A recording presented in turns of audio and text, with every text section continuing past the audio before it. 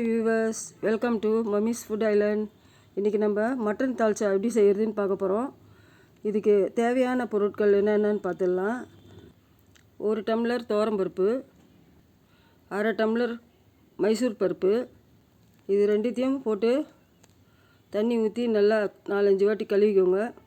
இப்போது இதை வேக வைக்கிறதுக்கு தேவையான அளவுக்கு தண்ணி ஊற்றிக்கலாம். நான் 300 கிராம் மட்டன் எடுத்துருக்கேன். இந்த மட்டன் பீஸில் கொழுப்பும் எலும்பும் நிறையா இருக்கிற மாதிரி தான் நீங்கள் வாங்கணும். அப்போ தான் நம்ம தால்ச்சா நல்லா ருசியாக இருக்கும். இதுக்கு தேவையான அளவுக்கு தண்ணியை சேர்த்துக்கிட்டு இது கூட நம்ம 1 டீஸ்பூன் மஞ்சத்தூள் போட்டுக்கலாம், 1 டேபிள் ஸ்பூன் மிளகாத்தூள், 2 டேபிள் ஸ்பூன் தனியாத்தூள், 1 டேபிள் ஸ்பூன் இஞ்சி பூண்டு பேஸ்ட். இது எல்லாத்தையும் போட்டு நல்லா கரைச்சி விடுங்க. இந்த மசாலாலாம் நல்லா கரைஞ்ச உடனே இப்போ நம்ம இந்த பருப்பு வேகிற அளவுக்கு நம்ம உப்பு போட்டுக்கலாம். இதுக்கப்புறம் நம்ம காய்கறியெல்லாம் சேர்க்க போகிறோம். அதை சேர்க்கும்போது உப்பு பார்த்து மறுபடியும் உப்பு போட்டுக்கலாம். இப்போ இதை குக்கரில் 5 விசில் வச்சுருங்க.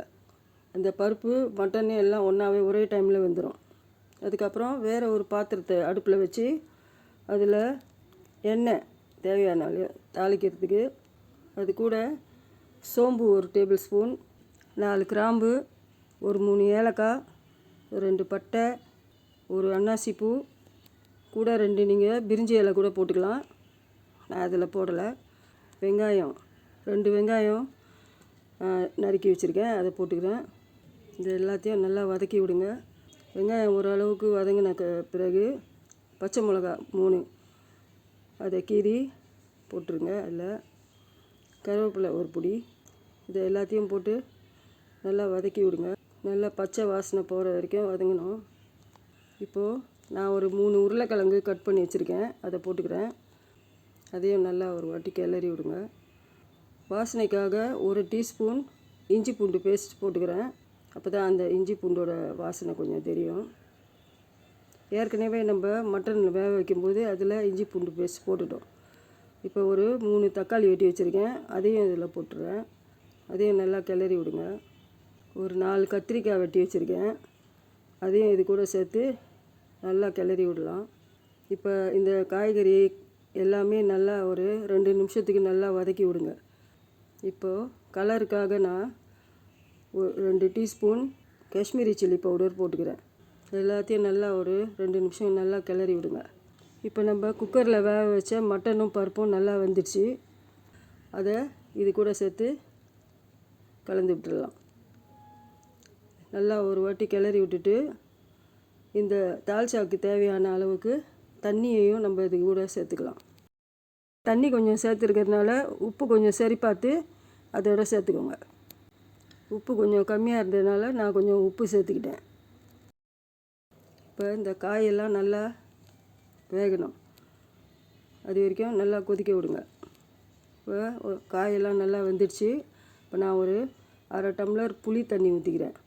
கொஞ்சமாக புளி தண்ணி சேர்க்கணும் தால்ச்சாவில், அப்போ தான் ருசியாக இருக்கும். அதே மாதிரி ஒரு அரை டம்ளர் தேங்காய் பால். இந்த தேங்காய் பால் அதில் ஊற்றுறதுனால நம்ம தால்ச்சா நல்லா வாசனையாக இருக்கும்.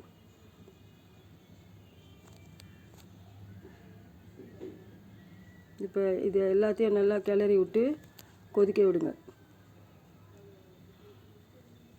நல்லா கொதித்த பிற்பாடு ஒரு பிடி கொத்தமல்லி அதில் தூவி விட்டுடுங்க. அப்போ இவ்வளோதான், நம்ம தால்ச்சா இப்போ ரெடி ஆகிடுச்சு. நம்ம இதை எடுத்து சர்வ் பண்ணிக்கலாம். இந்த தால்ச்சா ரெசிப்பியை போட சொல்லி ஒரு சப்ஸ்கிரைபர் கேட்டதுனால இந்த தால்ச்சா நான் போட்டிருக்கேன்.